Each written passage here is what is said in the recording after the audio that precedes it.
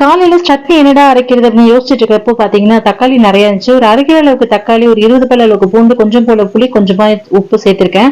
So இது எல்லாத்தையுமே காஞ்ச எண்ணெயில வந்து சேர்த்துக்கோங்க. எண்ணெய் நல்லா சூடானதுக்கு அப்புறம் இது எல்லாத்தையும் சேர்த்துட்டு நல்லா கலந்து கொடுத்துக்கலாம்.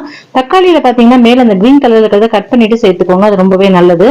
சோ அந்த சேர்த்தோம் அப்படின்னா வந்து ஜென்ஸுக்குலாம் வந்து கல்லு பிரச்சனை அது மாதிரி எல்லாம் வரும் அப்படின்னு சொல்லுவாங்க. ஸ்டோன் ப்ராப்ளம் சொல்லுவாங்க இல்லையா, அது மாதிரி.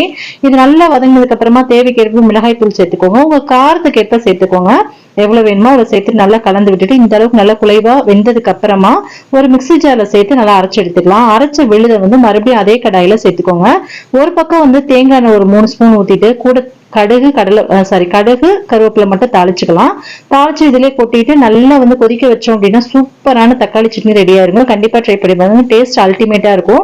இது இப்படியே சாப்பிடறத விட தோசை மேலேயும் வச்சு சாப்பிடலாம். இன்னமும் நல்லா இருக்கும். இட்லி, தோசை, சப்பாத்தி எல்லாத்துக்குமே ரொம்ப சூப்பரான காம்பினேஷன். ட்ரை பண்ணி பாருங்க. தேங்க்யூ. இன்னொரு வீடியோ மீட் பண்றேன்.